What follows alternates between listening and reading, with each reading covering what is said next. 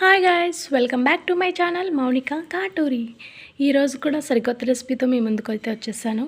అదేంటనుకుంటున్నారా? Carrot and beetroot fry అండి. ఆలస్యం చేయకుండా రెసిపీలోకి వెళ్ళిపోదాం. కమాన్.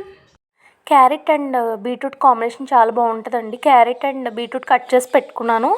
ఇంకా కొబ్బరి మిక్సీ పట్టేసిన కొబ్బరి, కరివేపాకు, మిర్చి ఒక 4, దంచి పెట్టుకున్న వెల్లుల్లి, అట్లనే పోపు దినుసులు బాండి పెట్టుకున్నాను స్టవ్ ఆన్ చేసి.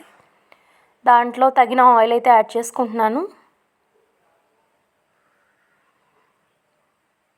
ఆయిల్ హీట్ అవ్వాలి.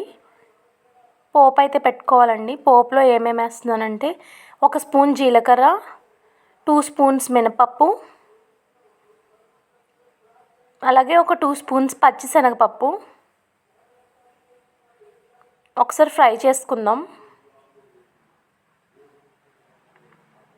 ఈ పోపు అనేది వేగి గోల్డెన్ బ్రౌన్ రావాలి.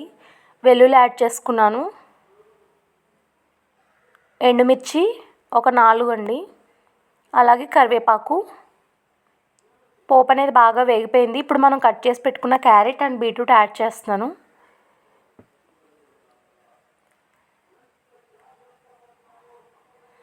ఒకసారి కలుపుకుందాం.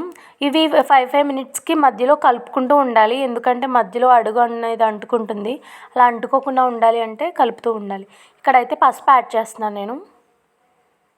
అలాగే ఒక 2 స్పూన్స్, 1.5 స్పూన్ అండి, 1.5 స్పూన్ నేను సాల్ట్ యాడ్ చేసుకున్నాను ఆ ముక్కలకి.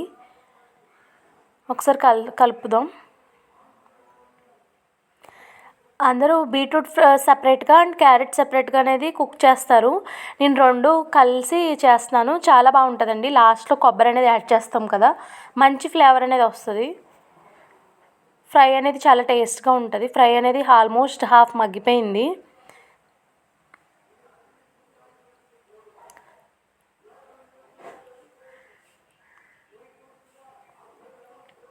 అడుగు అంటకుండా అట్లా కలుపుతూ ఉండాలండి.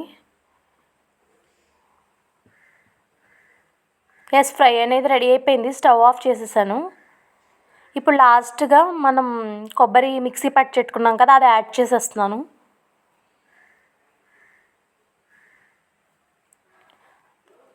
యాడ్ చేసేసాను. మొత్తం ఒకసారి అంతా బీట్రూట్ క్యారెట్లో కలిసిపోయేలాగా కలుపుకుందాం.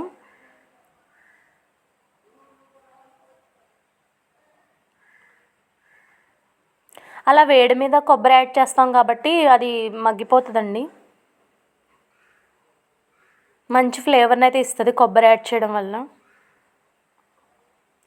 ఇక్కడ బీట్రూట్ క్యారెట్ కొబ్బరి ఫ్రై అయితే రెడీ అయిపోయింది. బాక్స్లోకి తీసేసుకుంటున్నాను. చాలా టేస్టీగా ఉంటుంది. తప్పకుండా ట్రై చేయండి.